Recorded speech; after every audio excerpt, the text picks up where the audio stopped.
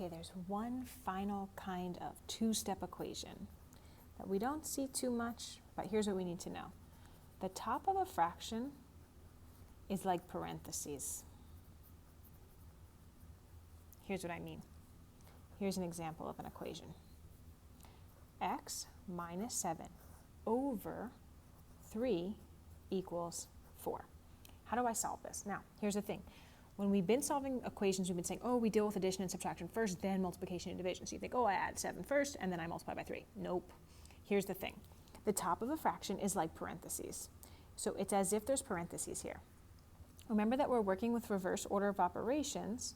So what does that mean? Parentheses is first in order of operations, so that means it is last when we are solving equations. So here's what we're going to do. We're going to leave this junk that's like sort of in parentheses. We're going to leave it. We're going to start by getting rid of this divided by 3. How do I get rid of divided by 3? Well, I do the opposite, which is I multiply by 3. So I'm going to multiply by 3 first. Okay, now what happens here? This is divided by 3, multiplied by 3. That cancels. Okay, so what I'm left with is x minus 7. 4 times 3 is 12. Now notice this x minus 7 is no longer on top of a fraction, therefore it is no longer in those invisible parentheses, and now this is just a one-step equation where I have minus 7, so I'm going to write plus 7, and 12 plus 7 is 19. Okay, let's look at one more example. Let's say I have x plus 9 divided by negative 4 equals 2. Okay, once again, this top of the fraction is like in parentheses. I can't really touch it. I have to get rid of the fraction first. Now, this is divided by negative 4. What's the opposite of divided by negative 4? It's multiply by negative 4.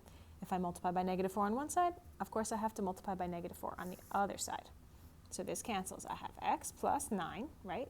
That's what's left over here, equals positive times negative is negative. 2 times 4 is 8.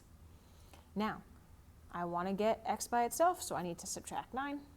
Subtract 9. This is 8 negatives. 1, 2, 3, 4, 5, 6, 7, 8. And 9 more negatives. Here's the thing. They don't cancel, right? It only cancels when we have a positive and a negative. Nothing cancels here. All I have is a whole bunch of negatives. I have 17 negatives. Okay? So when you have something like this where there's a fraction, you actually have to multiply first to get rid of the fraction, then you can get into those invisible parentheses at the top.